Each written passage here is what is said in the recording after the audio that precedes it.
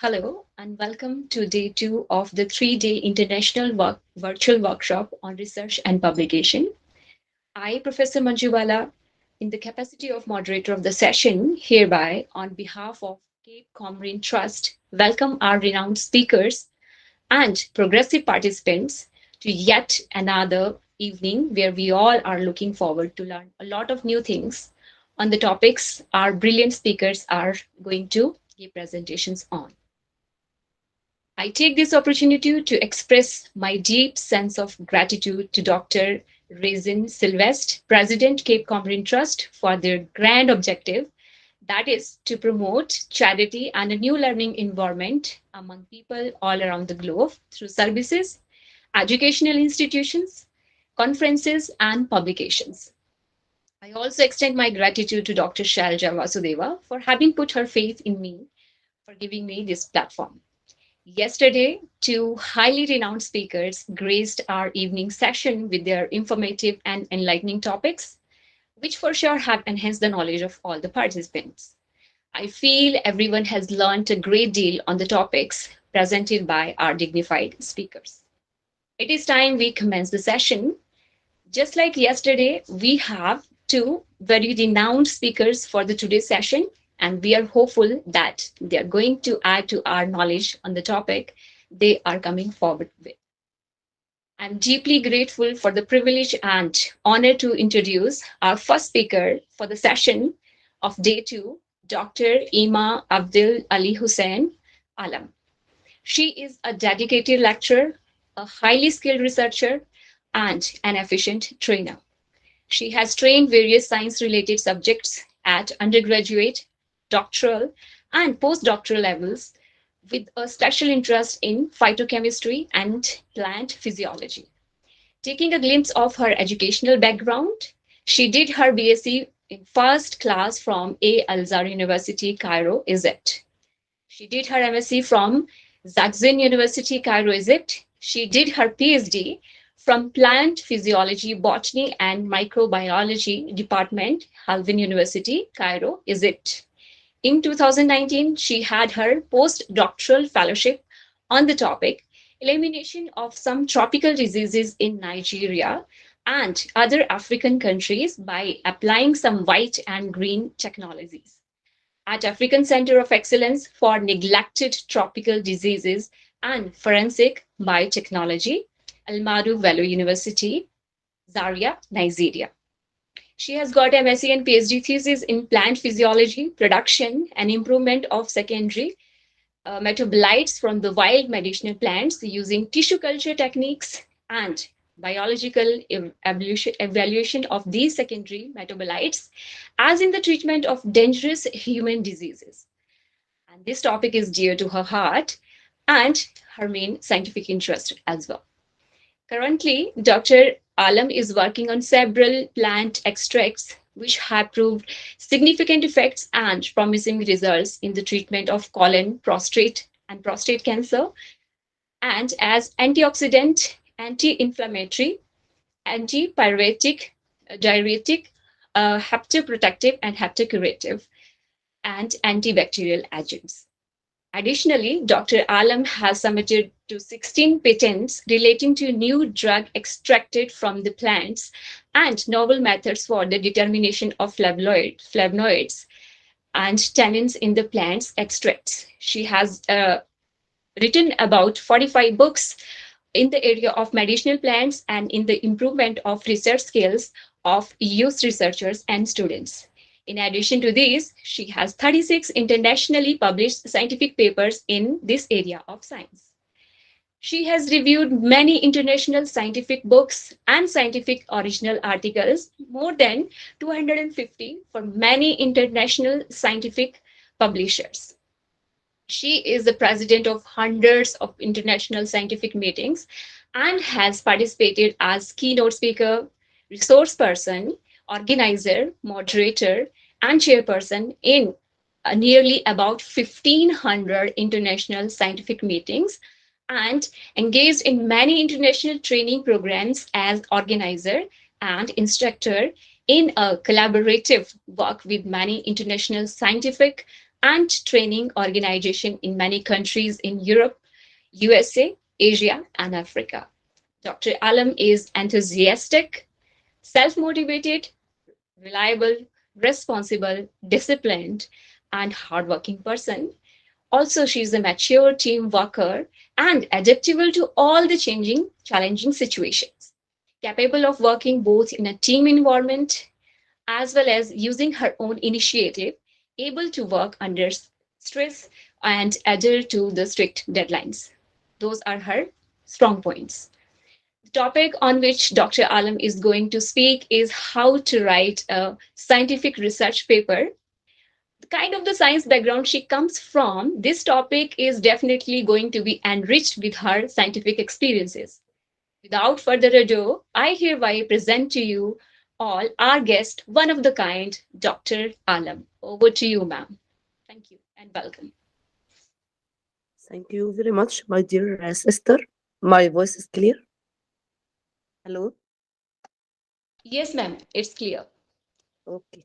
Thank you very much. I'm very happy to be with you today. It's an honor to be with you. I'm so sorry for being in such a bad voice because I was in cold fever. But Alhamdulillah, I am slightly better. Today, inshallah, I'll be with you, and it's an honor to be with you. Let's, before starting, thanks all the respected teamwork because you did great efforts to be with us and to I'll learn from you today as I'll deliver my lecture. I'll get more knowledge from your knowledge, and it's an honor to receive this invitation from my dear respected sister, my dear Yara, Prof. Dr. Shalija. And I'm very happy to be with our respected moderator, Dr. Manjula. I think I spelled the name correctly. I'm so sorry if I pronounce it wrongly. Yes, I'm ma'am, very happy. it's Thank you. I'm very happy to be with all of you, and thanks for all respected speakers before and after me, and thanks for all attendees. Let's start. Today, inshallah, we will talk together about how to write scientific paper or writing a scientific paper.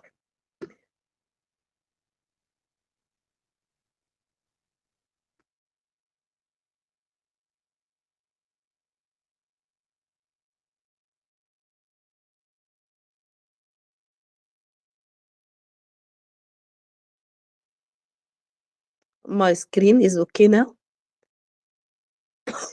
yes, ma'am. Yes, Okay, okay, thank you. Writing a scientific paper by Iman Alam. Introduction. When you write about scientific topic and you are directing your writing to specialists, so you are doing scientific writing. But when this writing is directed to non-specialists, so you are doing science writing. So we have some difference between scientific writing and science writing. We need to differentiate between them. It's very important to differentiate between scientific writing and science writing. Science writing, like writing in magazines and social media and so on. So you are talking to non-specialists. So you need to do something like simplification of science. You need to avoid using expressions and hard words and so on. But when you are writing to specialists, so you are doing scientific writing. And today we will talk about scientific writing, and especially we will talk about writing papers. Before starting, we have different types of scientific writing. Um, I know that you know them, but let's talk about them. We have research papers. We will talk about research paper today, and we have um, review article, we have case study, we have methodology paper, we have a full strength or full length paper, which is the research paper, and we have reports and so on. So when we are talking about certain case, so we are talking about case study, special case, for example, we need to be highlighted, to highlight it. This is a case needed to be highlighted. When we are talking about overview related to something, we need to talk about review article, like covering medicinal importance or phytochemical composition of certain plant. When we are doing practical work, then covering it by past and having some things related to the future, like recommendation. We are talking about full strength of or full length, which is the research paper. When we are reporting some things, we are talking about reports. Give me, please, 1 minute.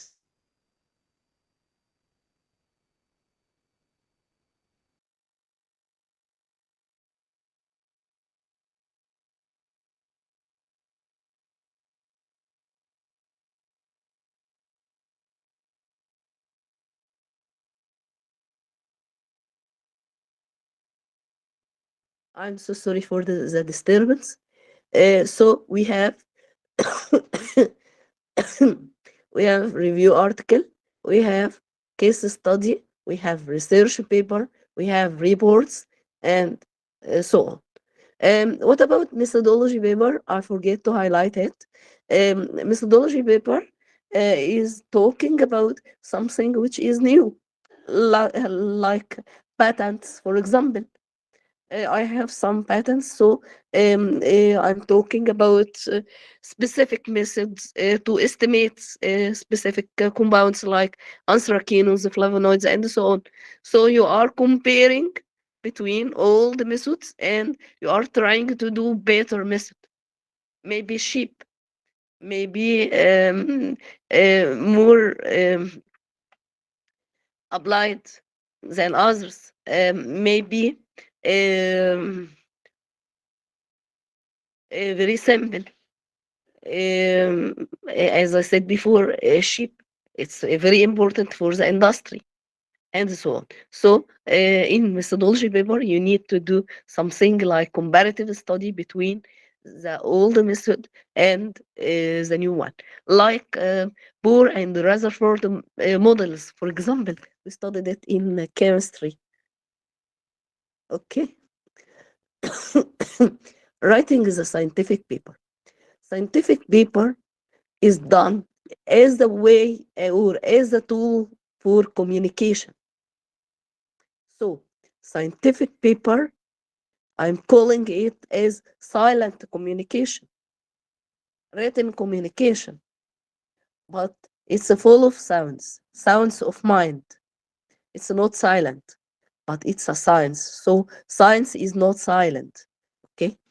The main audience in this case are highly specialized person, extremely specialized people. We are talking to specialized, so we need to be very, very accurate. We are not talking to non-specialized. For example, in the era of botany, we have ecologists, we have general botanist, we have taxonomist, we have phytochemist, and so on. So when I'm doing a paper in my specialization, so I'm directing it to phytochemist, phytochemists. Okay, so they are very, very specialized. So I'm not talking to general people. I'm not talking to them in an ordinary way or simple way. Okay, we have many purposes of writing a paper. We need to present the information in very easy manner. We need to present our information in very, very easy manner. easy and understandable. However, Iman, you said that I'm talking to non-specialized, to specialized people, highly specialized people, but in an easy manner. I need to prepare highly qualified paper, but I need to make my information very, very clear, and I need to write it in a very easy manner. We need to present enough information to the reader without any duplication. How can we duplicate? We can duplicate, and I think my colleague in the next speaker, inshallah, will cover the point better than me. But we have duplication from ourselves and duplication from others. At, and this against or non-ethical attitude. For example, I'm not allowed to cheat from my previous papers. One day, I tried to publish. I used some things from my previously published paper. I used some phrases from the introduction without doing any rephrasing. I received a hint from the reviewer. Please, you have some phrases from another author. I said, who is the other author? It's me, but in another work. So you are different. So we are not allowed to duplicate the scientific study from ourselves or from others. And publication will provide us to do. Without any publication, we will duplicate ideas because we are millions of people. So we can duplicate by chance. Maybe I have an idea and Shalishla has the same idea within 1 second, and she registered for a patent, but I didn't do so. She is deserving to have the patent and me not, for example. So maybe you have the same idea at the same time because we are talking about the globe. We are not talking about ourselves, but we are talking about the globe. We are living together in a globe. So we are not allowed to do our works in isolation. As I said before, it's a type of communication. So we need to appreciate efforts of others. We need to avoid replication. We need to avoid duplication. We need to be new. Reporting results in a scientific journal is a process common to researchers in all disciplines, not certain disciplines. However, many scientific papers fail to communicate research work effectively. Because of why? Because of many unnecessary details. For example, I'm so sorry. Because of many unnecessary details. And for example, writing for your highly specialized colleagues instead of wider audience. But you said you are talking to highly specialized people. But for example, some parts of the paper are directed to some specialized, but not the highly specialized.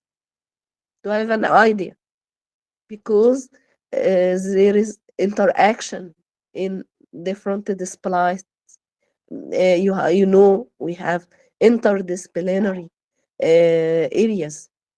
So maybe you are in another field, but you need to read paper in my discipline, for example, to know something about it. So I need to prepare my paper also to be understandable and readable. Okay. Also,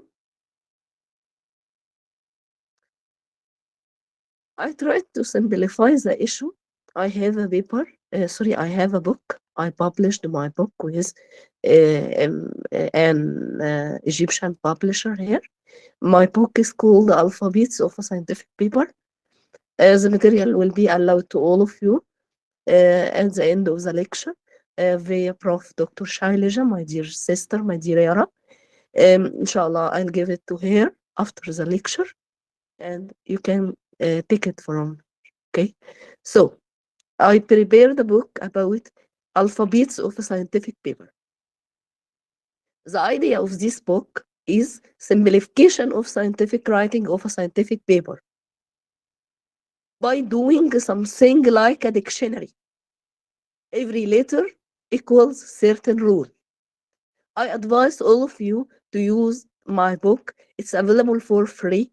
I'm not costing anyone any thing by purchasing science because I have got my science for free from Allah. So it's not will cost you anything. Just you will take it from Dr. Shaileja. Okay. Uh, so it says like as a dictionary. Every letter means certain rule. Let's start. Alphabet of a paper. The paper itself, scientific paper, is not merely a paper like any other written paper, but it means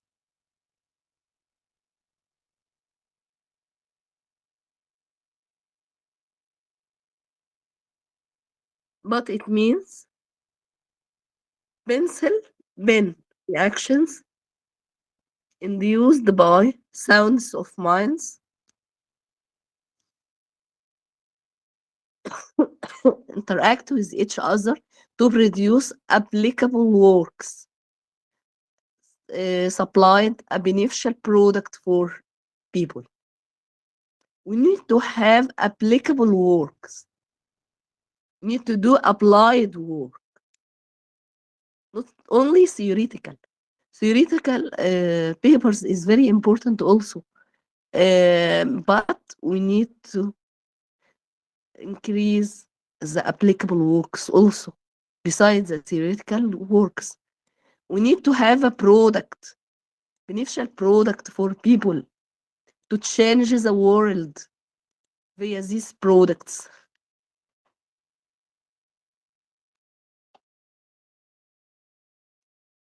Paper requires great efforts payment.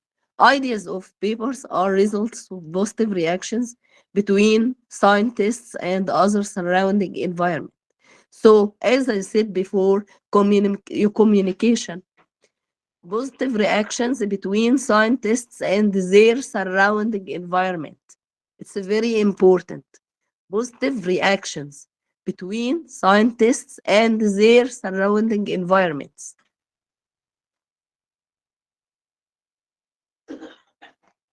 Paper, pencil, pen reactions, applicable works, product, beneficial for people, efforts payment, reactions with surrounding environments. If you will introduce such slide to your students, for example, you will teach them what is the meaning of a paper at all levels. Pencil pen reactions. Why I said pencil before saying pen? Because when we are young, they educated us to use pencil to be able to erase mistakes. However, now we can erase pen reactions, but when we are young, we can't erase pen effects. Okay, so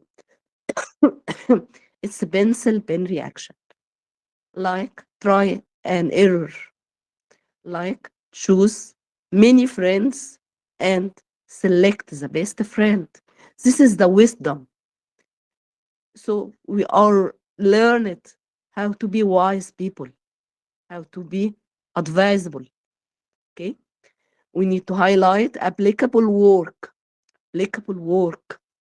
We need to have a product. This product is not for me, not for my country. It's for people. So Let's focus on people. It needs efforts payment. Without efforts, nothing will be done. Tedious work, hard workers, and so on. Reactions with surrounding environment, communication, updating by problems of our environment. Don't try to talk about diseases you don't have in your country. Start with your place. Start with your problems. Try to be logic. Try to do logical works. What about paper equation? So sorry. Paper equation without my cough means title, abstract, introduction, methodology, results, discussion, conclusion, and references. In the mind of scientists, we have our paper. The paper will be formed. So, title, abstract, introduction, methodology, results, discussion, conclusion, references. In the mind of scientists, we will have our paper. I didn't say something like recommendation. I didn't talk about a contribution of the author because I'm talking about the scientific parts, fixed scientific parts. Okay, but if you have some colleagues and these colleagues are supported you during the work, so to be honest, you must refer to them. If they assist you in the paper to a level allow them to be author, so they will be authors. Slight support, so you need to add them in the acknowledgement instead of adding them as an author. Don't do any compliment because I am saying all over the time it's not a dinner invitation, it's a science. So we need to be honest, we are not allowed to cheat the world by saying, for example, Iman participated with Shailaja in this paper. However, Iman didn't do anything, but Shailaja loves Iman. It's not good. It's not the science. It's not the science. But to be honest, we need to refer to people who supported us in acknowledgement or in as authors according to the degree of support. If anything is not clear, please stop me. Okay? If there is any comment, please stop me. If not, please allow me to continue.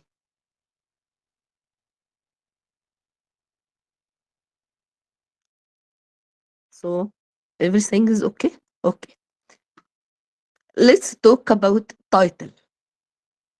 Title of the paper is the first part of the paper. So title must express the work totally. I am talking in the manner of T, I, T, and so on. T, I, T, L, E, and so on. As I said before, as a dictionary. This is the idea of the paper. To simplify scientific writing. You can use it with all levels of education to simplify science. Title must express the work totally in brief words, total ideas, and total results, and so on. Title must be informative, full of knowledge, full of information, but compressed. Compressed. It must identify the work. Identify the work. I'm so sorry.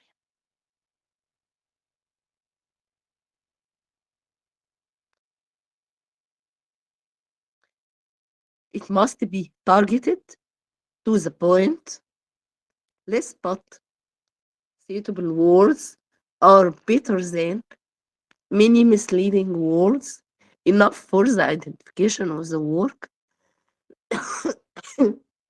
Abstract must be attractive, brief words but of great values. It doesn't matter number of words, but it's very important to choose the best words to attract readers to the rest of the paper. Strong formation, we need to do that. We need to know that we can do it as ascending or descending. What is the difference? For example, I can say this plant is full of very important phytochemicals. Accordingly, it's a very important medicinal plant. For example, I can also say this plant is a very important medicinal plants due to the presence of some important compounds. So I can start with the presence of phytochemicals. So the plant is important. Or I can start with this plant is very important and doing what, as anti-inflammatory, antioxidant, and so on, because or due to the presence of many important phytochemicals. It must be targeted to the point, represents your data shortly, represents your data shortly.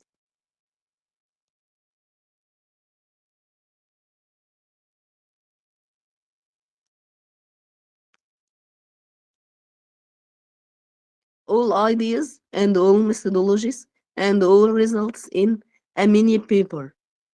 Conclude the work and compact and complete mini paper.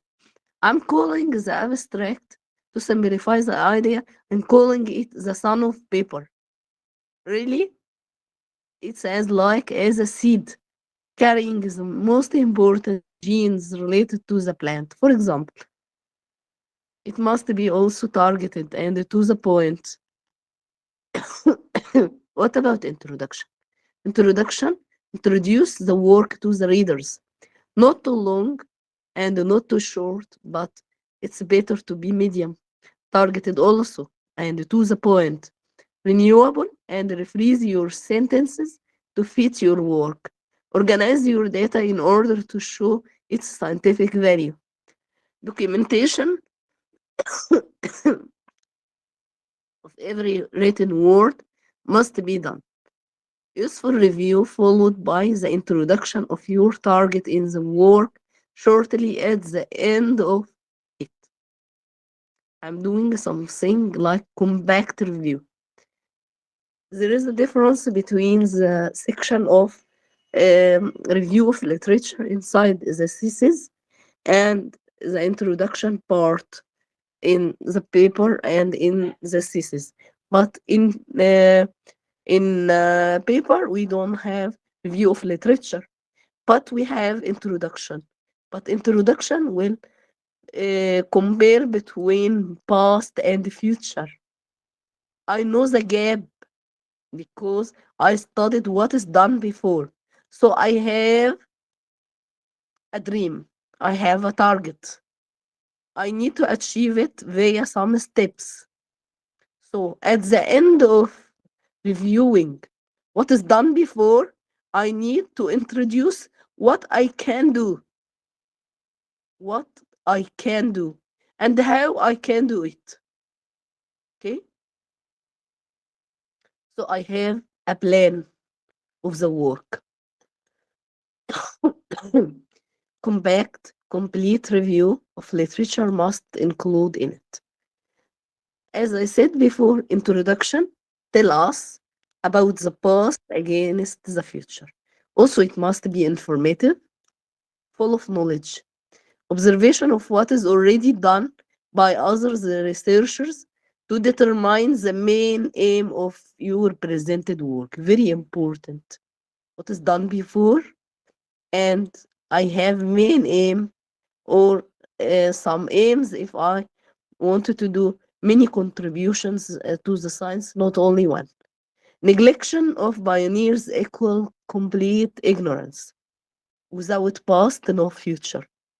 So, to be honest, I love the Indian attitude of appreciating scientists and appreciating pioneers because we need to be thankful and grateful to pioneers, to be honest, and to be scientists in the future. Without appreciation, nothing good will be done. Methodology, materials, methods, ethics, very important.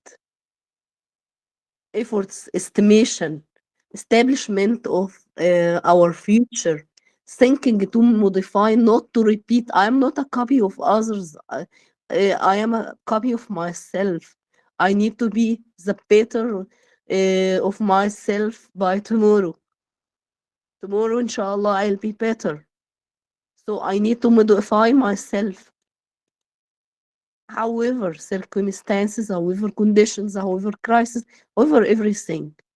I think most of us did a lot during the crisis of COVID-19. We can be online. We are talking together now. Before, slightly, not as like as now. We need to trust ourselves during the work. We need try and error to learn. Try and error.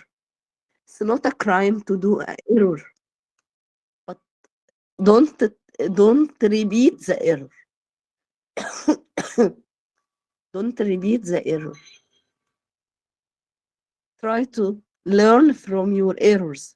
Tolerate all hard conditions and all low facilities. If my lab is not highly qualified, my mind must.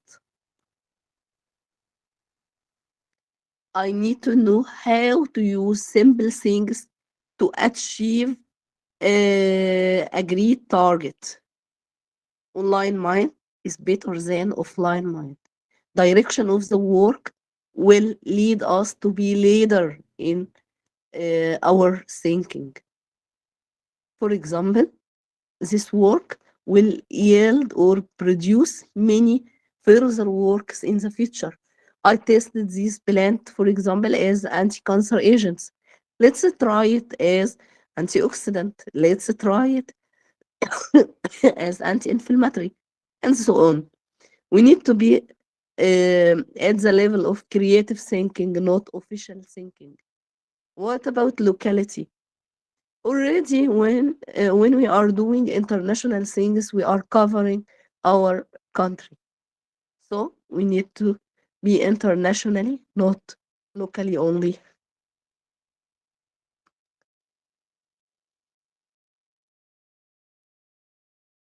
Online mind is highly required, not offline mind. Great contribution to the science is highly required against weak traditional work. Don't be traditional because being traditional means waste of time, waste of chemicals, waste of everything. Your work falls under your responsibility. So be yourself during the work. Give your students the chance to be themselves. Encourage them to be people at the degree of responsibility to achieve their dreams and achieve your dreams in them. We are dreaming to be successful people, and also we are dreaming to have a successful students. It's a part of our successful journey. Sorry. Years of your life bended for learning. So don't waste your time without being a great scientist in the future. Keep this in mind. Try to have a dream. Dream is available for free. No need to purchase dreams. It's by mind. It's inside you.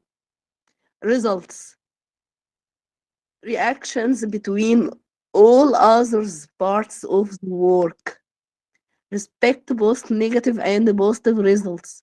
Respect your own results. Don't try to copy and paste results of others and don't try to stick to their results.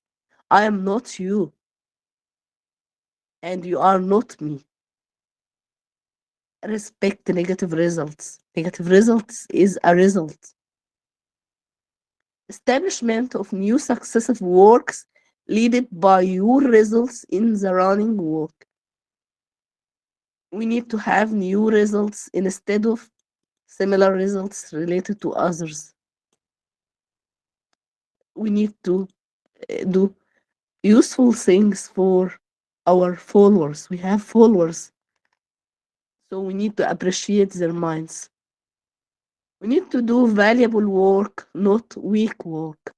We need to talk about it in attractive manner. What about figures or tables? Figures are better than tables. Don't make your paper devoid of tables.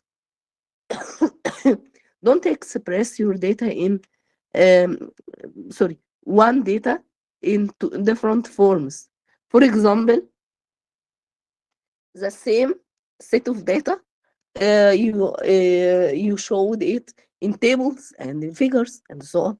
No, only one way to express your the same data. Okay, for example, I'm talking about some components of these plants. I present the data in figure. So same data, not in table. Okay, but I need to choose the best way to express my data. I'm the leader in this issue. Support or correct the primary hypothesis. Encourage yourself to be the leader in this issue also, because maybe I need to correct my primary hypothesis. It's okay. I'll say, for example, I started by 5 plants, but not all of them are giving me positive results. So I need to say these plants, some of them are effective in this issue, others are not. It's an important manner. What about discussion? Discussion is the death or life of data. So it must be informative, simple, comparative analysis of your results against results of others, represented in a creative manner.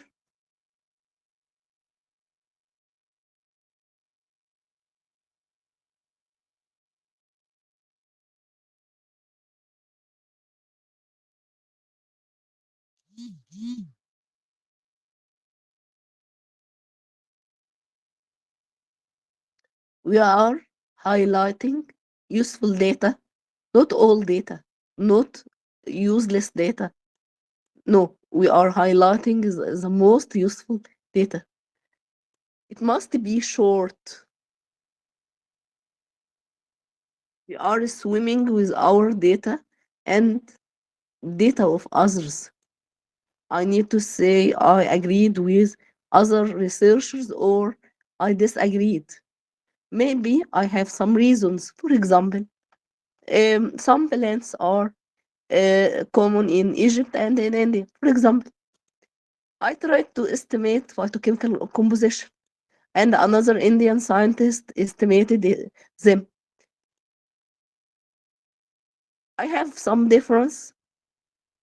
For example, some phytochemicals are found in uh, higher amounts, more than the other colleague. Others are in lower amounts, lower than the other colleagues found. But we have the same plant, but different different ecology. So this is the effect of ecology, different soil, different water, and so on, different conditions. So it's very logic to find a difference. However, the same plant, and so on. So we need to discuss the differences and also the similarities. It must be informative and of great impact to our work if done carefully.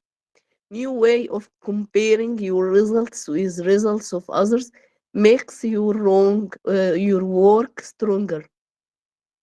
What about conclusion? Conclusion is the takeaway message. So we are saying at the end we need to conclude and so on. What about references? References is the ethical part of the research paper because we are repeating references included in the above text in full details.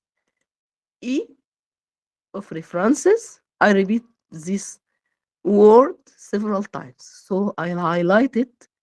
E efforts of others. So it's very important to mention all their data exactly. If I use any word related to you, I need to refer to you, to be honest. Okay? We are talking about being up to date. So it's very important to use recent resources. It's better than using old resources. However, we have some pioneers in many things and in many areas of science. So also we are referring to pioneers, but we need to use references. It's about 10 years ago, for example. Others can use 5 years ago. If you have sufficient data, you can use only 1 years, but it's not good. You need to mix. The majority must be recent. Recollect from all other parts of the paper. As I said before, efforts of others. So we need to appreciate. We need to mention, not to neglect. Complete and corrected data, not any data. We need to refer to authors and the name of the work, published where, for example, name of the book, um, uh, publication, place, country, and so on. Okay, according to the journal, for example, author or authors, name of the article, name of the journal, volume, issue, pages, years, and so on. Complete and corrected data. So be accurate in this issue. It's very important and very critical. However, being boring, very poor, but now we can do it, not manually. We can do it by the aid of specific programs like Mendeley and so on. Scientists, so we need to appreciate. Um, I'm going to finalize the issue, but before leaving, I need to talk about some things like we have some standard format with 6 parts, major parts related to the paper. We have our title, it means subject and what aspects of the subject was studied, abstract and summary of the paper, the main reason of the study, the primary result of and the main conclusion, introduction, why the study was done, material and methods, how the study was undertaken. I'm trying to finalize. Results, what was found, discussion, why these results could be significant, what the reason might be for the patterns found or not found. Effective research articles are interesting and useful to to a broad audience, including scientists in other fields. So let's see This infograph will support you. I'll leave the material with Dr. Shailaja, as I said before. We have title and some rules, abstract, introduction, results, discussion, references, timing, citing, writing. We have some approach to write in a right manner. We need to write results, discussion, introduction, material, methods, abstract, and finally title. Uh, I am not talking about writing inside the paper in the final form. I'm talking about documentation before publication. So we have our results. So we are writing it, our discussion, and then introduction material and the method. Finally, title. Normally, you are doing two titles. The first title before finishing the work, it's the primary title, and the final title after finishing all experiments. We have 7 rules. We need to schedule our writing time. We need to start with outline. We need to create detailed outline. We need to continue with drafts. We need to start with material and methods. We need to be accurate during the work. We need to write a results section. We need to be clear. We need to be objective in describing the results. Now it's the time for the introduction. It must be interest the readers. Discussion present the principal relationships between different works, and we need to generalize the issue.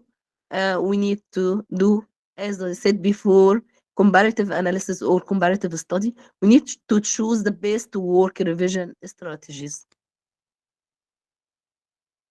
And finally, we need to revise our paper or our work at the macro structure and microstructure level. It's very important. What is the macro structure?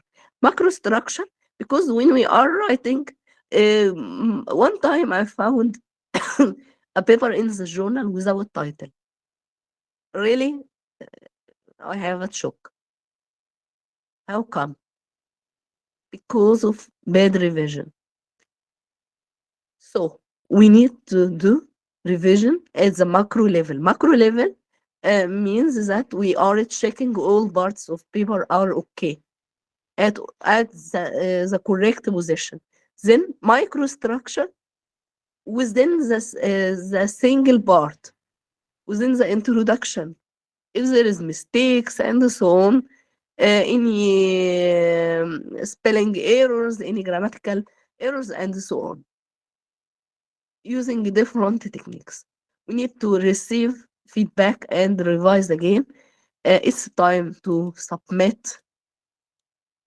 Sorry. And it's the time to thank all of you. Thank you very much. And this is my email if you wanted to contact me. And this is my personal site. Via it, I uploaded some books, but I didn't update it. But you can find some of my published paper in this site, and you are welcome to contact me at this email if you need anything. Thank you very much for your listening. I'm very happy to be with you. It's an honor to know a person like Dr. Shailaja, because she is highly supportive person. She is supporting all people in the era of science. Really, I appreciate her efforts, and I appreciate all of your efforts.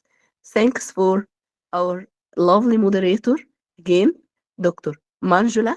Thanks for all of you for your listening. Thanks again, and bye bye.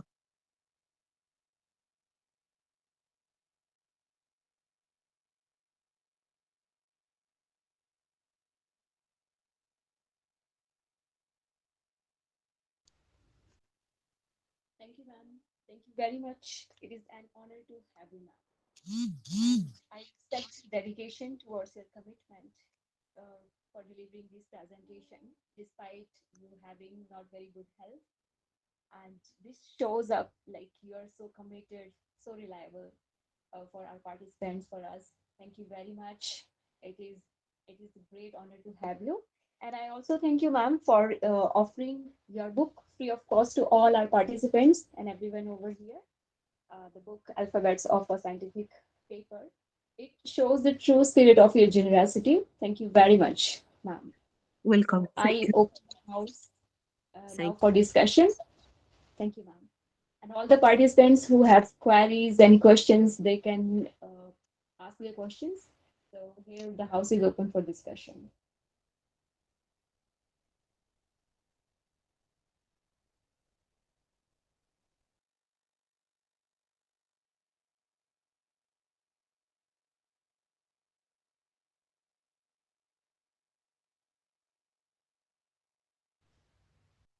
Again, I would request all the participants, if any participant is having any kind of a query or any question, their queries and questions are welcome.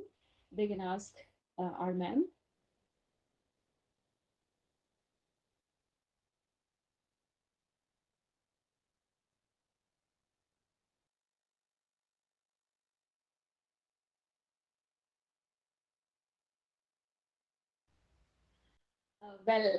Because ma'am has spoken so well and her lecture presentation was full of knowledge. So, of course, I think all the queries and questions are already answered. So, there don't seem to be any queries and questions. And to sum up a little bit, ma'am started with like difference between scientific writing and yes, what is science writing.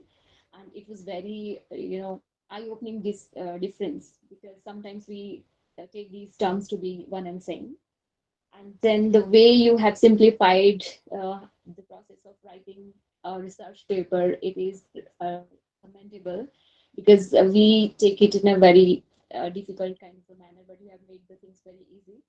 And I also find that those 7 rules which you mentioned, they are like superb.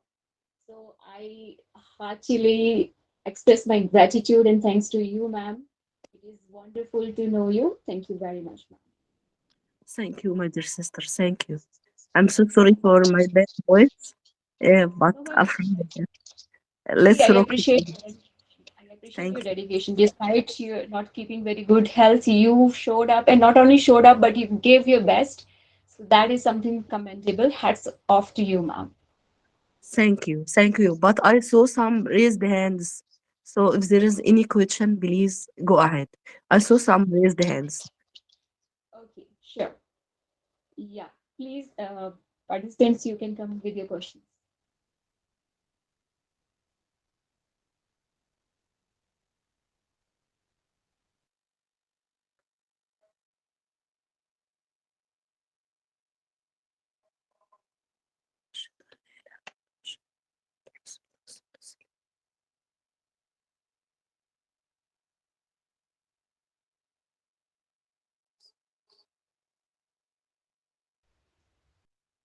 Oh, ma'am, I think nobody is coming up, so we can like. Okay.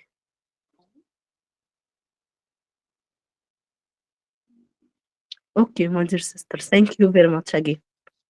Very much, ma'am. Thank you. It's an honor to have you. Okay. So now, um, I express my gratitude to ma'am, and this is the time when we move to the next participant of our session. So I feel delighted to introduce our second speaker for the session, Dr. Priyanka Jarolia. She is working as an assistant professor and PhD coordinator in Lingiana's Vidyapith, Faridabad, India. She has done her PhD from Nagpur University. She did her MBA with dual specialization in marketing and finance. She also did executive development program in digital and social media marketing from IIM. She has been in teaching profession for last 5 years and she has 1 year of industrial experience as well. She has presented papers in national and global conferences titled Impact of Globalization on Foreign Trade, HR Concepts, Global Warming and Climatic Change, Impact and Solution, and sustainability of digital marketing, emerging business practices. She has published research papers in various journals. She has attended various FDPs and she has been a speaker in national FDP on topic feasibility analysis and international FDP on topic chat GPT. She has attended international webinar on paradigm shift in business environment, challenges and opportunities. Recently, she attended UGC supported webinar on National Education Policy 2020, motivated, energized and capable faculty on 19th of Jan 2023. And one more webinar on UGC supported webinar again on National Education Policy 2020 Technology and Integration on 27th of January 2023. So Dr. Priyanka is going to enlighten us on the topic plagiarism. One of the publication misconduct shooting right away right from the topic we had yesterday. Plagiarism is the practice of taking someone else's work or ideas and passing them off as one's own. We are looking forward to learn much more on the topic. So I hereby present to you all our valuable guest, Dr. Priyanka. Welcome, ma'am. Over to you. Thank you, ma'am. Good evening to all. And it is indeed my pleasure to present on plagiarism among the intellectual audience in such a prestigious platform. So that is a great honor for me. And it is really great for us that we are living in the world that where knowledge is boundaryless. So it's really great for us. And before starting my presentation, I would like to give my thanks to organizer and special thanks to Dr. Ma'am, who's giving me opportunity to for this platform. So thank you so much, ma'am. Shalja, ma'am, thank you so much. So I've started my presentation.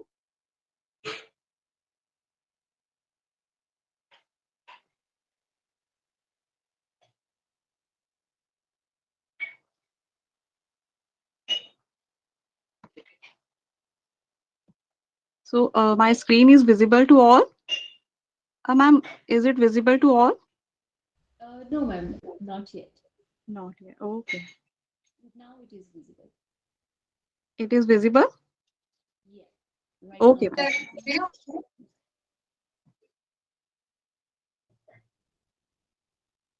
Okay. So so the topic is plagiarism. So the outline of my presentation is meaning of plagiarism, what considered as plagiarism, reason and type of plagiarism, some important aspects were also there, and how you can avoid the plagiarism and detecting plagiarism, and the last one is action to avoid plagiarism. So we live in the era of globalization. So due to the technology advancement, everybody has access the information, so there is a free flow of the information, so it is really benefit for all of us. So whatever we want to acquire the knowledge, we will get the information regarding that. But on the black side, but on the other hand, some unethical elements indulge themselves in the act of theft or other unethical activity. So these unethical activity means you're just taking the information from someone else, and you're presenting that information as your own. So that is known as the plagiarism. So the word plagiarize actually is come from the Latin word. The word plagiarism is derived from Latin word plagiar. Plagiar means to kidnap. So it is just a offense. And one Roman poet, Marital, who really first used that Latin word plagiarus, which means to describe that unnamed literacy thief in his poem. So he defined plagiarism, the person who is unnamed and who is the thief of the poem. So in academic context, plagiarisms tend to be the interpreted as misappropriation of intellectual property. Intellectual property in the sense means whatever the creation of the human, intangible creation of the human of by someone else. So that is really unethical. So in other words, plagiarism is an act of fraud and it involves the stealing someone else's work. So if you are someone, if somebody has done their work and you are just showing that this work is your without citing them, without acknowledging them ki this work is done by someone else, so that's come under the category of plagiarism. So plagiarism is an offense. So many people think that plagiarism is a copying another work, or it's only a borrowing someone else's original idea, but it is beyond that. It's terms like a copying and borrowing, and it can disguise the seriousness of the offense. So it is really serious if someone is doing the if someone is copying someone some other work. So it is essentially a intellectual theft. It comes under the category of theft. So plagiarism is an act of fraud. It involves both stealing someone else's work, laying about it afterward, and you are showing that it's your own work. Uh, So according to Merriam-Webster dictionary, that is an online dictionary, plagiarize means it to steal or pass off one's idea, someone's words, or some articles. So it also means to use without crediting the source. Means you're not showing that this work is someone another. It is another production, and someone has done this work. So if you are hiding that, so it's come under the category of plagiarize. So it also to commit the literary theft. It is in the literary. It is a type of literary theft. Means someone is writing. It is someone work. And someone has written. Someone has written. It converted their ideas into the writing, and you are just taking their ideas and thought and showing that it is yours. So it's come under the literary theft. It also included to present a new or original an idea or product derived from the existing source. So you are hiding the source and you are showing, yeah, if someone's showing that it is their work, so it's come under the plagiarism. So what consider as plagiarism? Uh,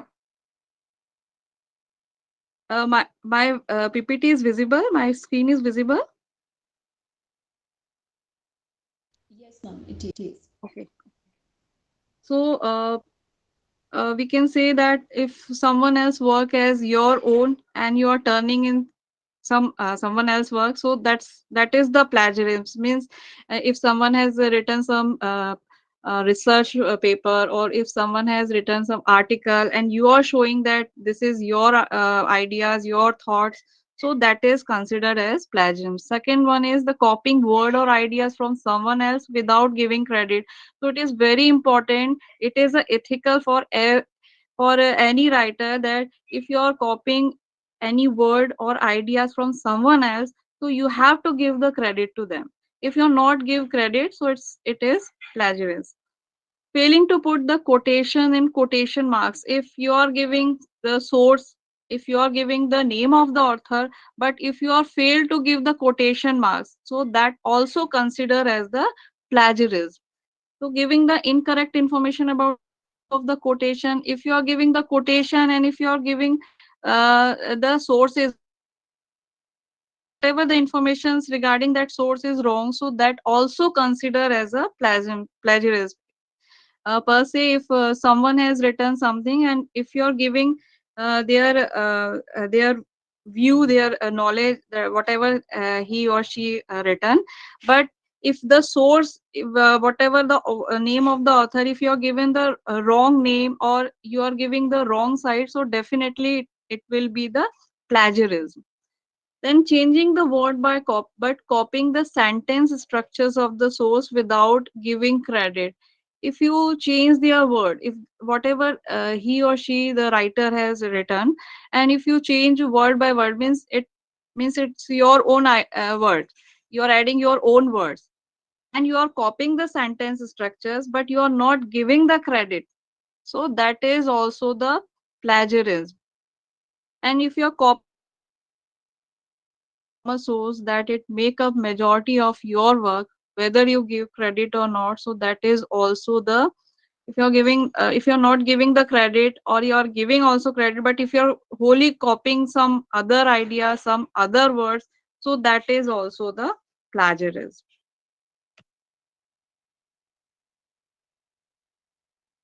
Now, reason of plagiarism.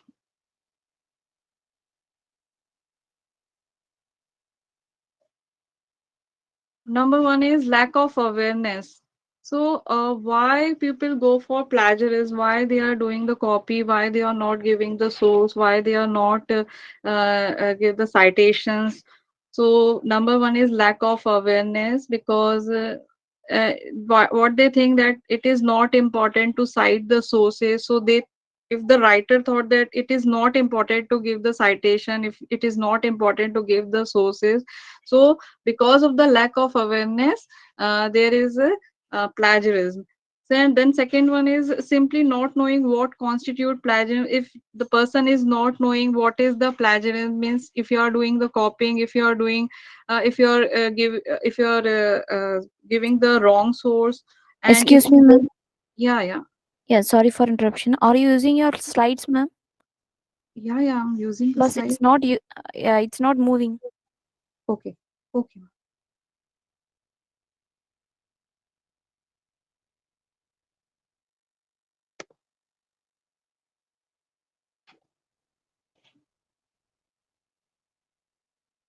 uh, I'm now now slide that is reason people do plagiarism. Now, is it visible? No, ma'am. Actually, now it's completely out. Okay, okay, okay. Okay, please wait.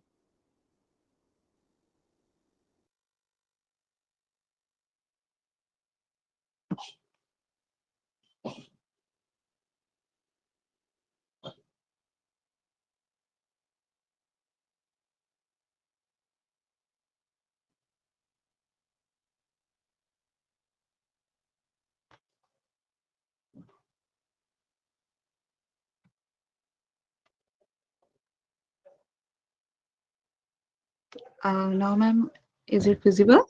No, ma'am. Please share that again, ma'am. Your screen is not visible for us. Okay.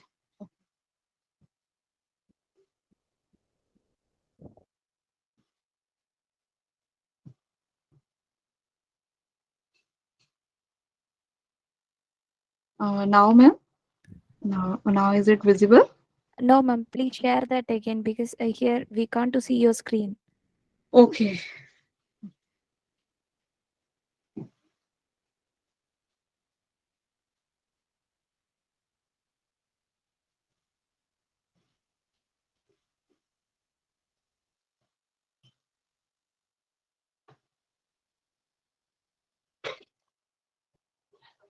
So, is it visible, ma'am? Now, Yes, it is. Yes, ma'am. Yes, ma'am. reason. Reasons people do plagiarism. Yeah, yeah. Okay. Yeah. So, what are the reasons behind the people go for plagiarism? So, number one is a lack of awareness. So people think why it is important to cite the sources, or you just give the sources. So if they are not aware, mandatory for the researcher, for the person who are writing someone else work, who are using someone else work. So if they are not aware of this, so they go for the plagiarism.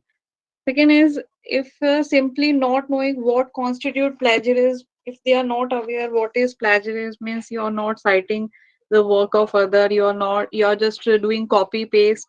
So if they are not aware of this, this is also the reason the people uh, means accidentally they are doing the plagiarism. Then lack of confidence in own ideas, writing and abilities. If they are not confident on whatever they are writing, whatever they are communicating, So if they are not sure regarding their ideas and their writing, so they just go for quotation. They are using paraphrasing, and that's why this is also the reason for plagiarism. Then next is a lack of time management is also there. If the researcher or a person who want to complete their writing yeah, in time, but because of the time constraint, so it's pressure on her or him to complete their work, so they just opt for plagiarism.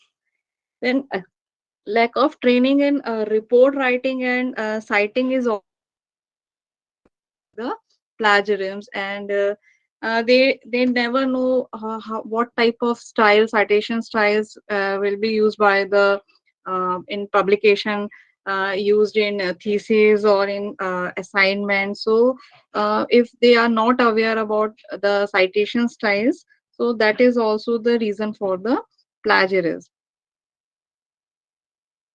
Now no type of plagiarism. Is it visible? Types of plagiarism. No, ma'am. Okay.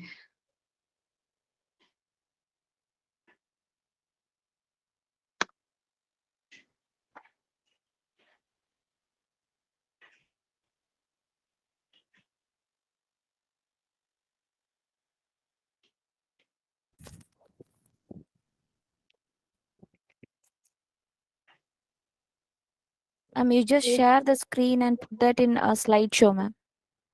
No, I'm Then it will be easy for you. okay.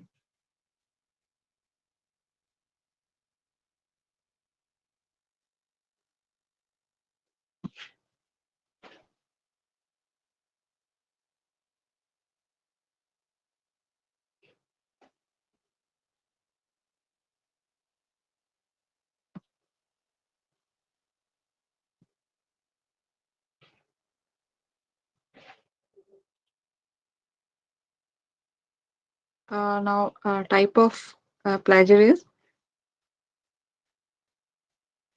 Now is it visible? Yes, ma'am. Okay. So there are various type of plagiarism. Number one is source not cited.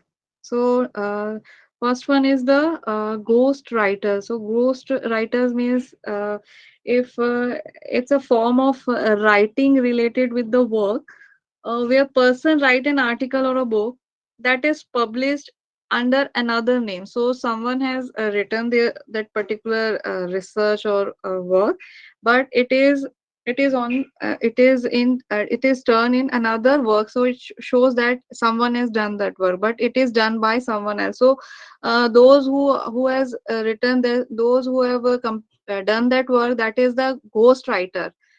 And because he is or she is hiding himself, so that's the work is not actually showed that whether the work is done by someone else, and the author is other who is not really done that work.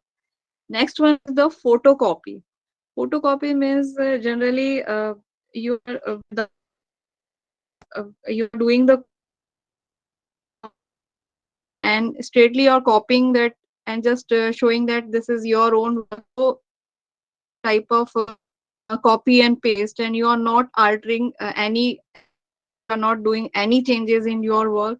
So that is the photocopy. Then the potluck paper, that the type of plagiarism is a potluck paper.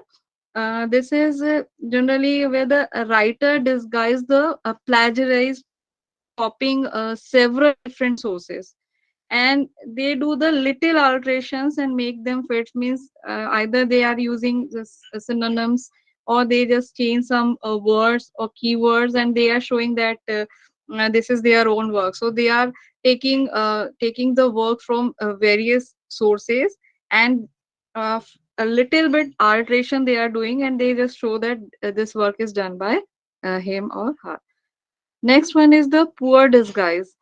It means it retain the essential content. So whatever the author has given, so the person who are just copying it, so they retain the essential content, but change the appearance by changing the keyword and phrases. They are changing some keywords, they little bit they changes, they are adding something, they are just erasing some things, and some phrases, extra phrases are used in that, and they are showing that this work is done by her or him. So that's come under the poor disguise.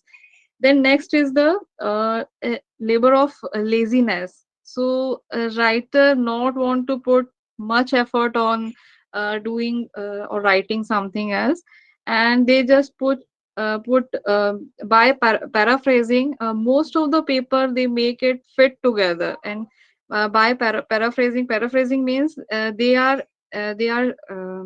showing the work, they are using their own uh, means words, and they are changing the words accordingly, and they are just showing that this work is done by, without any citation or without any evidence, they are just showing that this work is done by him or her. So they are not giving much effort on real work, real writing, and they just doing they just go for another work, and do and they just convert in their own word and showing that this work is done by him. Then next is the self stealer. Self stealer means from his or her own previous work. They are showing that this work, the writer already done that, or already published that particular things, particular paper, but they are hiding that this particular work is already done by him or her, and they showing that this is their new work.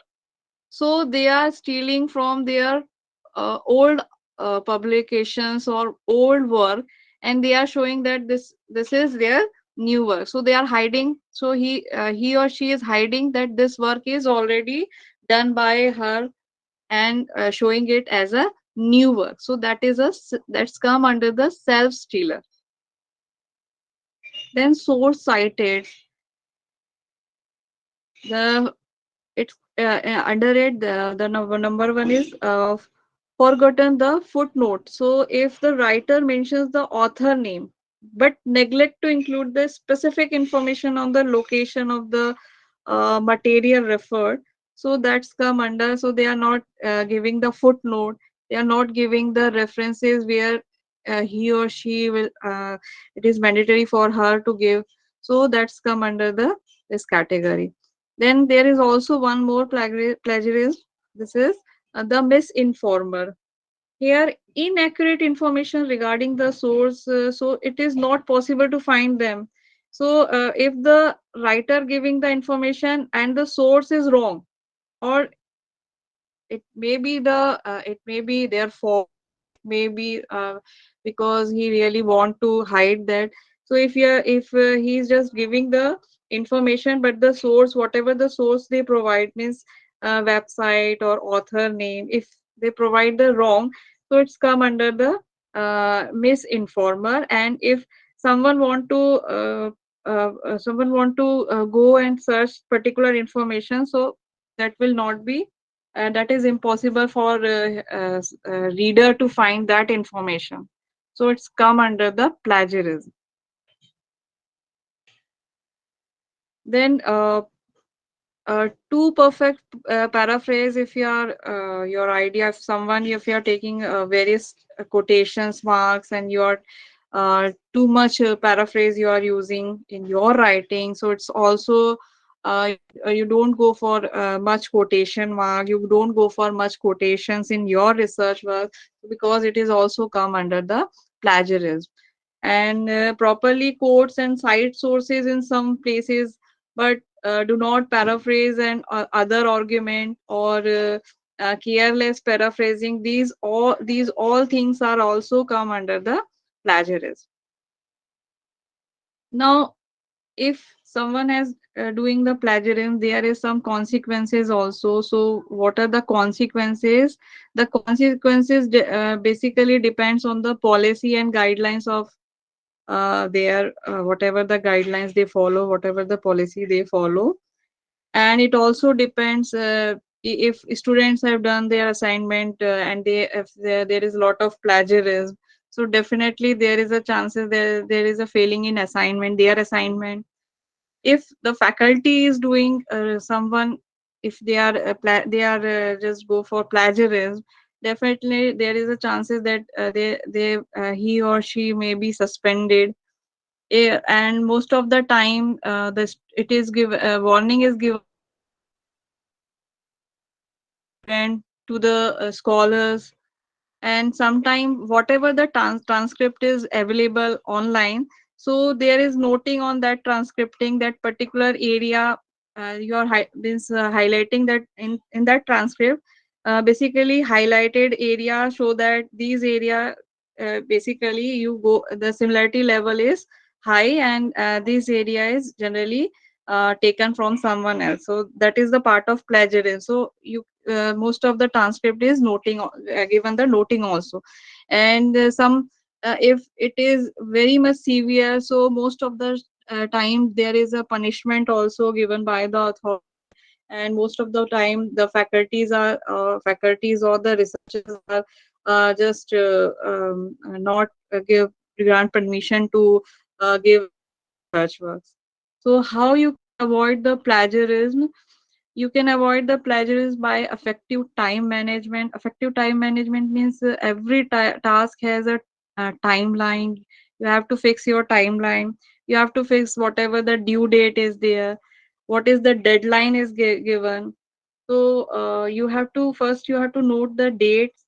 Then after noting the dates, you have to allocate your time, and you have to make the schedule, and you have to follow the schedule. So the chances of plagiarism, because of the pressure, the students and the scholars are doing they are copying the other work, and they just go for the plagiarism. So the chances will be reduces. You for that you will first you have to go for scheduling. You have to how you need to collect the information. You need to see that you see reading and taking notes from where you are taking the means particular informations. You also make some notes regarding that. You then drawing an outline, you have to draw the outlines, and also preparing a rough draft. And after preparing a rough draft, if you're going for something writing, so after first you have to go for rough draft, and after when you prepare the rough draft, you go for the final draft. And you also kept some extra time for last minute changes, because of the time constraint, definitely there is a chances of plagiarism in the uh, research or in assignment. Second is develop the good research skill, which is very important. You just follow the instruction from your instructor. Means if you're the scholar, you have the supervisor, you definitely go whatever the instruction is given by the supervisor. If you're the student, you just follow the instruction given by the faculties, and then only you go for research work. You also use the library and web based resources, so that whatever the sources you will get, you will just provide a right source. Then you also evaluate and select the right source of information. Also you read and take the proper notes of content and sources, and you have to jot down, you have to make the notes also. You also use the right tools. Means whatever the citation style, is it a APA, is it a Harvard style, whatever the style is there, you must follow that style. And software also, which is feasible, which is support to your institute. And you also seek assistance from your faculties, other faculties, other staff, your library staff also, because they are know how to avoid the plagiarism. Now there are some aspects. One is quoting. Quoting means quotation. Quotation means our exact word of the author, that the writer or copied directly from the source, word for word. Means if you're taking word from particular research paper, or from the book, or somewhere else, so that is the quotation. So if you're using that word, so you need to give the quotation mark also. And its uh, quotation must be cited in the sense you have to give the source, you have to give the author name also, and it also use in text citations. So where why you use the quotation? You use the quotation in your writing just to support your document. If you want to give the support, it means whatever you want to communicate, if you by writing, so you just go for the quotation. Then if you want to disagree with an author argument, and if you want to justify yourself, so do you go for the quotation, you use the quotation. If you want to highlight the eloquent means your and powerful phrases, means whatever the person, whatever the reader understand, so if you want to highlight, so you use the quotation also. And if you want to comparing and contrasting the specific point of view from someone else write up, so you go for the quotation. So how you do the quotation in your writing? This is the quotation. This quotation mark is given. This quotation marks show that this particular natural selection, this sentence is taken from somewhere else. And who is the author? The Darwin is the author, and the year is 1859. So in this way, you give the quotation. You use your quotation in your writing. Next one is the paraphrasing. Paraphrasing means you are just means rephrasing the words of an author. You are just means you're not using their word. It's your own word, and you are just want to explain whatever the author want to say in their writing. So when you go for paraphrasing, when you want to avoid overusing of quotation, definitely the writer, the it is mandatory for the researcher, for the writer, to avoid much of the quotation in their research work, in their publication, in their writer. So you need to avoid the quotation. So what you use, you can go for paraphrasing. You also use the paraphrasing, use information on your note card, and use your own voice to present the information. If you want to convey, if you want to use your own voice, how to present some other work, so you can also go for paraphrasing. Paraphrasing means you are using your own word. You are not copying all the work from all the sentences from other writer. So this is the example. Original text is student frequently overuse direct quotations when taking the notes, and as a result they overuse quotation in the final research paper.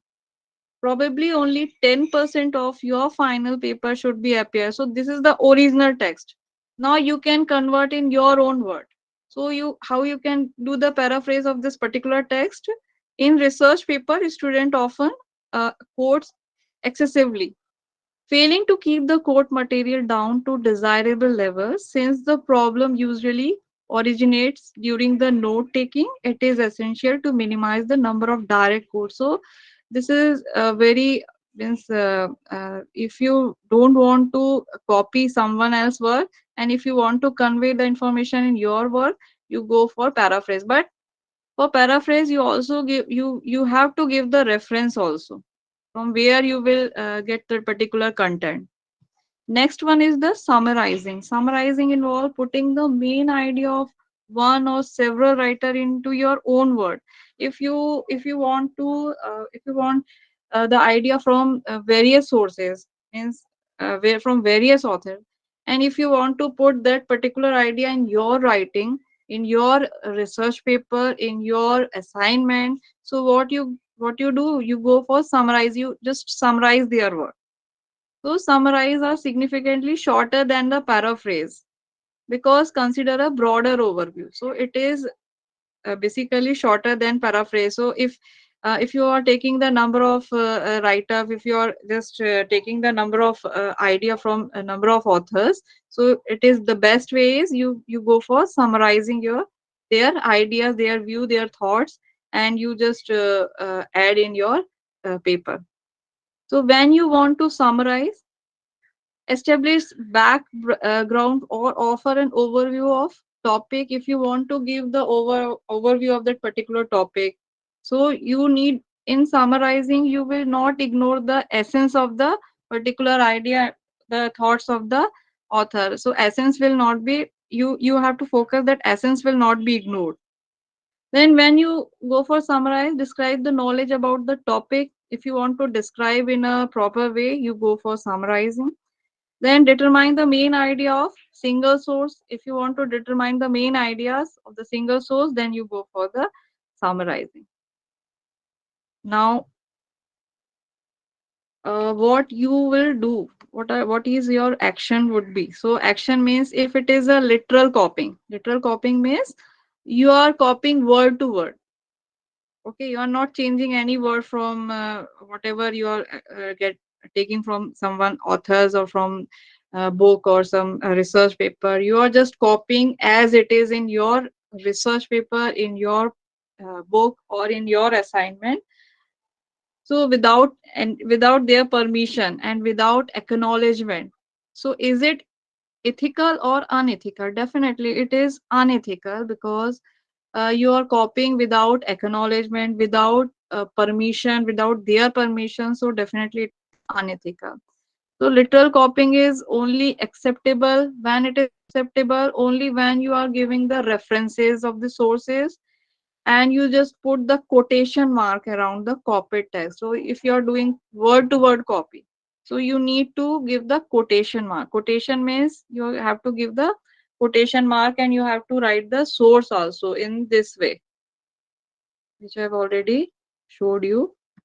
In this way you have to show, if you are copying someone work, someone else work. Then what should you do? Keep the track of source you used while researching and when you use it in your paper. Make sure that you fully acknowledge the properly cite the original source in your paper and use the quotation mark. You need to take these actions if you are go for literal copying. If you are doing copy someone else work, so if it is word to word, then you have to take these actions. Substantial copy. Substantial copying means it include the research material. If you are just taking someone else processes, if you are using someone, if some author are given the table and you are using that table or equipments, so is it unethical? Definitely it is unethical, because the substantials can be defined as both quantity and quality. And if you are using quantity, if you are showing the work, if you are using some quantity and quality is someone else work, you need, what you need, if your work capture the essence of another work, it should be cited. Definitely you have to give the citation, since from where you have get the particular table, from where you have get the particular processes, and the degree to which your answer is yes will indicate whether substantial copying has to be take place. If so, be sure to cite original sources. So if someone is cited that particular table, okay, and you are copying that particular author work, go for the source that is original.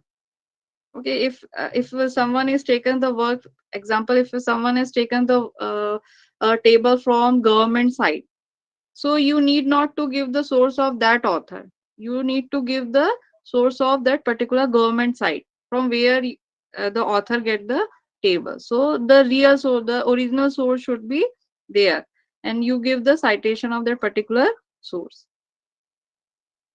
Then next is, if it is a paraphrasing, you are using the paraphrasing in your work. So reproducing someone else's idea while not copying word. You're not doing any copy. You just without, if you're doing, if you are just without copying, you are using their ideas, their writing. So without any permission and acknowledgement of the original source, so is it unethical? Definitely it is unethical, because paraphrasing is only acceptable if properly reference source and make sure that you do not change the meaning intended. So If you're doing the paraphrasing, you need to consider that you will not change the meaning of that particular whatever the author want to convey. So whatever the paraphrasing you are doing, the essence must not be missing. The meaning must not be changed. So what you have to do, you just make sure that understand what original author means. Never copy and paste word that you do not fully understand. If you not understand ki whatever the author want to convey, so don't do the copy paste. Think about how essential ideas of the source related to your own work and compare your paraphrasing with the source to make sure that you retain the intended meaning, even if you change the word. And if you are using your own word, the meaning must be same, and whatever you want to interpret, the meaning should be same whatever the author want to convey.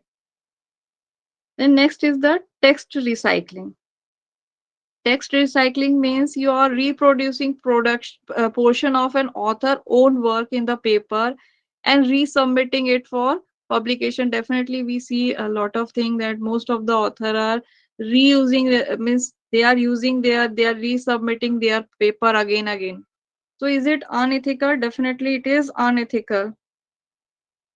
It is unethical because you are already done the publication. You have already you have already communicated that particular you are already means information, and you are reusing that, and you are showing that this work is not done by anyone else or not done by your side. So definitely it is unethical. So what is your action? Put anything in quotes that is taken directly from previously published paper. You have to put in quote that this is my this is the citation, and this is I've taken from my previous paper. You need to acknowledge, you need to make aware to the reader that this is work which already done by you. Make sure to the reference the source already sources accordingly. Whatever the sources is there, you have to make sure that references is accordingly. Then content to be checked necessarily under the guidelines of UGC. So UGC have their own guidelines. So what are the contents? It is mandatory for everyone, every university to check. Means you have to check the plagiarism. You have to give the plagiarism report to the student. You need to check the plagiarism. So what are they? That is research paper. If someone is doing the research paper, there is a need to check the plagiarism. If someone is submitting the thesis, there is a need to check the plagiarism. If there is a book chapter, definitely you need to check the plagiarism, means the similarity level, whether whether the person has done the copy or they are doing they are taking some other ideas or not. If it is a full-fledged books, then they are also, and then it also needed to do the plagiarism check. And if it is a dissertation, definitely there is a need of to check the plagiarism. Now, the content not to be checked necessarily under the guidelines of UGC. So there is a guidelines of UGC. So some, if there is an assignment, there is not need to. It is not mandatory. It is not requirement for the scholar to give their assignment for plagiarism check.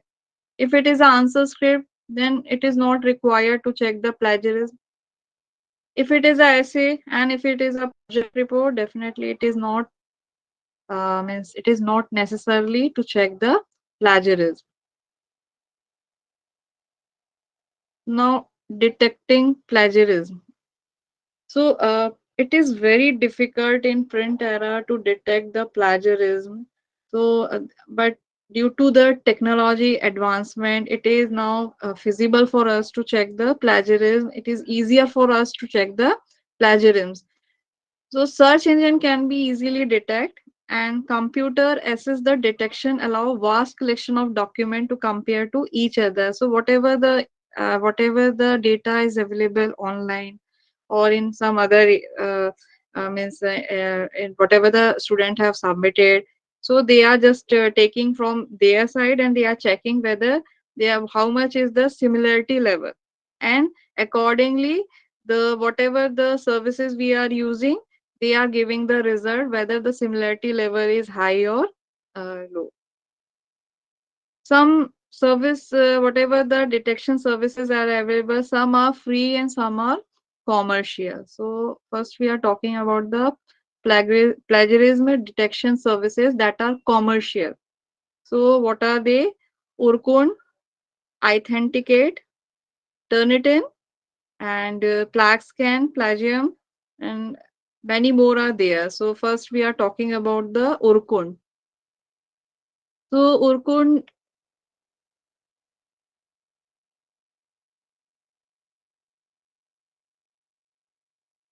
so Urkun generally, Urkun in 2000, Urkun was started by the idea of teacher and gradually growth with the partnership of leading information providers. So it is a initiative by the various teachers.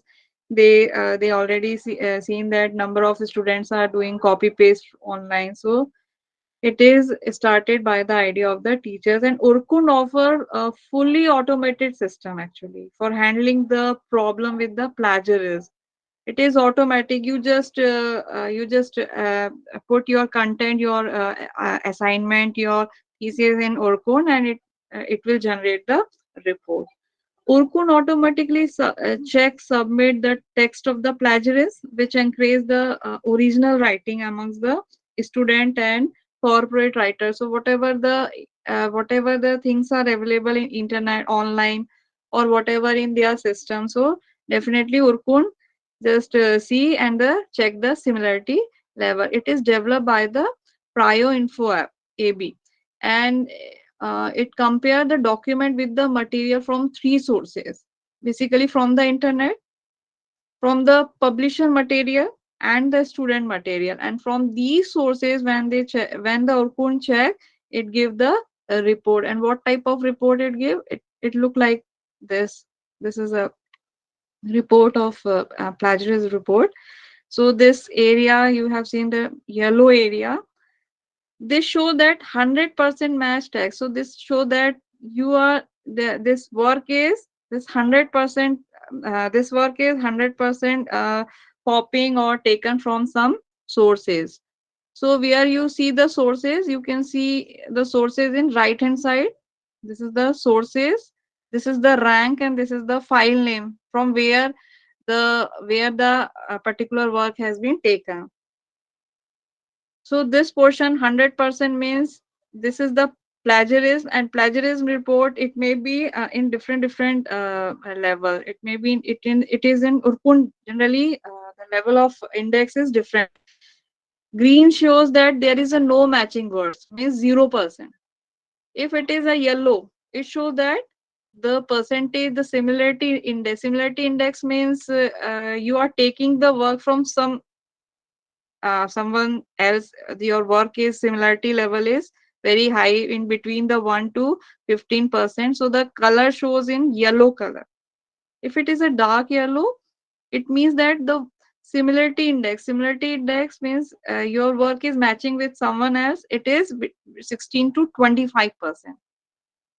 If it is orange, the similarity index is 26% to 35%. And if it is go beyond, that is 36 to 70% similarity index, so the color show is pink. And if it is black, so it shows that it is more than 71% to 100%, means there you are taking the major portion of someone else work. So it indicate the high plagiarism, 71 to 100, that is the highest plagiarism. Now, if you are go for the similarity checks, what you excluded means all quoted work that reproduce with all necessary permissions, that are excluded. In when you just giving your thesis, when you are putting your thesis in, when you are just go for Urkun and you are using Urkun, so these things are quoted work are excluded. Urkun are not taking the quoted work.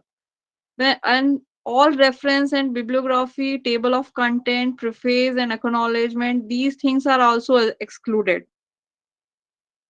And after excluding, the Rukun check the particular work. And all generic terms, laws, if laws, sections, subsections are given, that also excluded by the Orkun. Standard symbol is given by the writer, that also excluded by the Orkun, and standard equation is given by someone, and plagiarism checked by the Urkund or any other software. Now, what are the limitations of Urkund working with the help of web resource? So you need the web resource. Without that, you cannot check the plagiarism. It has the problem with the mathematical formula. So if someone are using the mathematical formula, it's really difficult to check the plagiarism of that particular work. Teacher has to depend on Urkund to create the account or appoint an administrator. So if you want to use the Urkund, you cannot use directly. You just create an account and then you just submit the work of your student. Or if you are not aware of this software or this how to use, how to create an account, so you definitely appoint an administrator. So you need to depend on the web resources actually.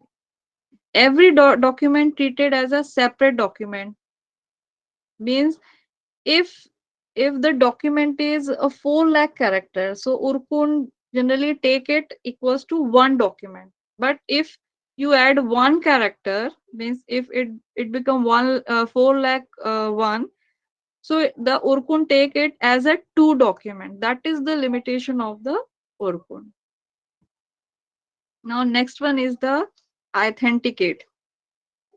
Authenticate is produced by iParadigm, a company founded by the graduate students, instructors at University of California, uh, Berkeley, launched in 2004. It is launched in 2004, and it is generally founded by the instructor of the graduate student in University of California, Berkeley. To ensure the originality of the written manuscript for the postgraduate, generally it is developed for the postgraduate work and academic staff, and after that it is used for the researcher and it used for the submitting the publication work also. Authenticate checks web page, other content, scholarly journals. So from there, they get the data, and after getting this data, they check the particular work of the scholar or the student. After you submit your document once, you may resubmit it maximum 5 times. So it is one positive point of authentic, that you can resubmit your work, and the minimum maximum time is 5 times you can resubmit that particular work. Now it's look like the report which is generated by the authenticate is like this. Number one, number two, it shows like shows like number one, number two, number three, and in right hand side you can see the percentage of similarity. So how much a percentage similarity is there. Now limitation of authenticate is it cannot, if the work is more than 400 pages, so it cannot exceed 400 pages. It cannot, the report is not very much feasible for more than 400 pages. If the file is exceed 40 MBs, so it is not also support more than 40 MB file. Authenticate interface currently support the following language. Only three language Authenticate support, majorly English, Korean, and Japanese. Next one is the Turnitin.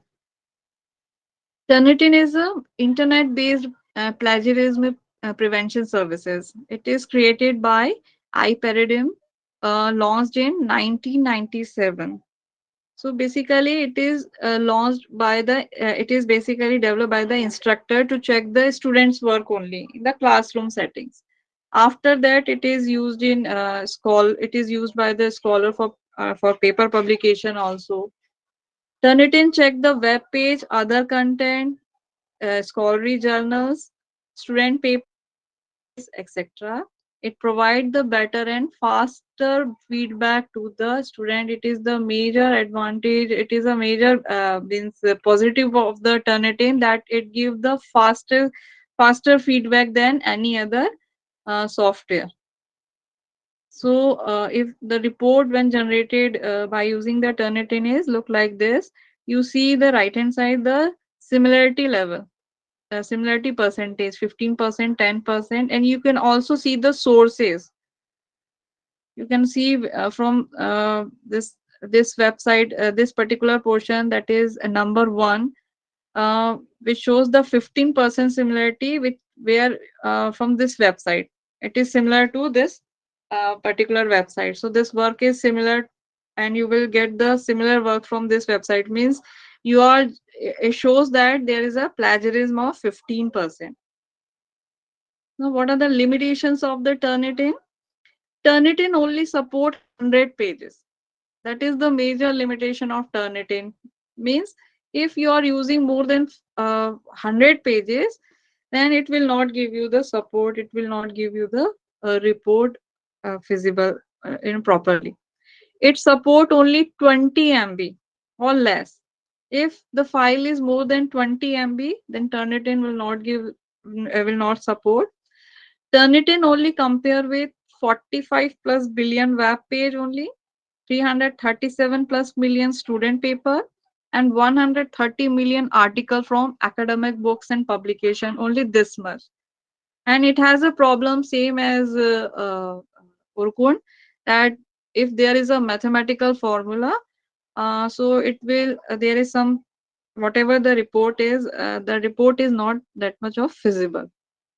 It does not differentiate between the quoted material and original writing at the time. Most of the time, it has been seen that whatever the report is generated, so it is a limitation that Turnitin is not differentiating the whatever the material are quoted and whatever the original writing is. It take as same. So it is not differentiating the quotation and the original work of the writer. Next one is the plaque tracker. Plaque Tracker was launched in 2011. It is also the web-based tool that scan the content of the plagiarism. Plaque Tracker find any content that has plagiarized with a list of all the sources from where the text is copied. So generally, it is beneficial for the student to detect the plagiarism in their assignment, in their work. It also helps them to fix the grammar mistake. Means if they are doing any grammatical mistake, it will detect and it will show the student. For the teachers, it helpful in find the problem of student papers. If someone has copied from somewhere else, so it will helpful for teacher to know whether those students who are copied, so it show the plagiarism is high. It also helpful for the publishers verify that submitted article, whatever the writer has submitted their article, manuscript, so are completely original, and before publishing them, they are using the plaque tracker to check the plagiarism. Now, the report generally you just insert your text here at the top. You see that, and when you start checking now, it will give the report like this. At the bottom you can see the report.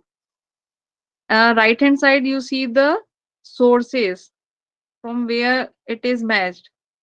This report is matched, the highlighted report, the highlighted portion is matched with these sources. And you can also see the plag rate, that is the report is 37%, means your the work is 37, the similarity level is 37%, so which is really high. Now, what is the limitation of a tracker? That Flash tracker only compare the content of the paper to the content of over 14 billion web page only, and 5 million academic paper only. And side by side, it the comparison not available in the Flash tracker. So if there is a need of comparison, So Plas Tracker is not feasible for that particular write-up. Now there are also some free service plagiarism detection. If you want free services, you go for Dupli checker. That is, the website is given. Copy leak, plagiarism checker, Viper, and Quet text is also there, which is free for all. And any student and any scholar can use these services. Now, whether plagiarism is severe or not, yeah, it is severe if the similarity level is very high. Now you can see that if the level is zero, means similarity is from 0 to 10%. So no penalty or for the minor similarity is there, because the similarity is very low. But if the plagiarism report is 0%, it means you are not referring anyone. So that is not also considered. So it will ask it will uh, ask to researcher or to student to resubmit their work, because the plagiarism 0% is also not acceptable. If the level is 1, that is similarity level is 10 to 40%. So generally, if it is 10 to 40%, so the writer shall be asked to withdraw the manuscript submitted for the publication. So the acceptance, they generally, the instructor are not accepting their manuscript, and shall not allow to publish any work, and publisher are not allowing them to publish work minimum period of 1 year if the similarity level is 10 to 40%. If the similarity level is more than 40%, that is in between the 40 to 60%, then definitely the publisher asks to withdraw the manuscript submitted for publication and not allow to publish any work minimum 1 year. See, 1 year he is not allowed for any publication, any research work. They also shall not be allowed to be the supervisor. If he or she is the faculty, if he or she is the faculty of the any college or university, so he will not be allowed as a supervisor for an MPhil student, for PhD student, or any scholar for maximum 2 years. If the level is at 3, that is similarity level is above 60%, so the writer shall be asked to withdraw the manuscript submitted for the publication, and shall not be allowed to publish any work for minimum of 3 years. And in case of faculty, they definitely shall be denied right to two successive annual increment if they get the increment from their publication. So it will stop, and shall not allow to do the supervisor. So they will not be the supervisor for UG, PG, master, MPhil, or PhD student for minimum for maximum 3 years. So these are the penalty and these are the consequences of the plagiarism in academic area. Now action plan to avoid the plagiarism. Now how you can avoid the plagiarism? Number one is promote the student from beginning to generate necessary skill required for critical. You need to you just motivate the student to go for innovative thinking rather than copy paste from somewhere else. You just motivate them to motivate them to bring their own ideas and do the critical analysis. So this will helpful in avoiding the plagiarism in future. Second, you create the awareness to use the different free and commercial plagiarism, because of the lack of awareness also, the person are not able to understand how much plagiarism is there in their research work. So you need to create the awareness. Then code the source properly. There is a need to code the whatever sources you are using in your research paper or in your assignment or in your work. You need to code them properly. paraphrasing the different source properly. If you are doing paraphrasing, if you are taking the idea from somewhere else, and if you are putting it in your own work, then also uh, you need to put the sources also. So these are the references I am using for my PPT. I hope my presentation is helpful in understanding the plagiarism and how to avoid the plagiarism. Thank you. Thank you, ma'am. Thank you very much. Of course, this presentation was super impactful. Like it was well prepared and well presented, including everything about the topic. And now the house is open. So our participants, whosoever have any query or questions, they can address their questions directly to the speaker, and Dr. Priyanka will definitely answer those queries.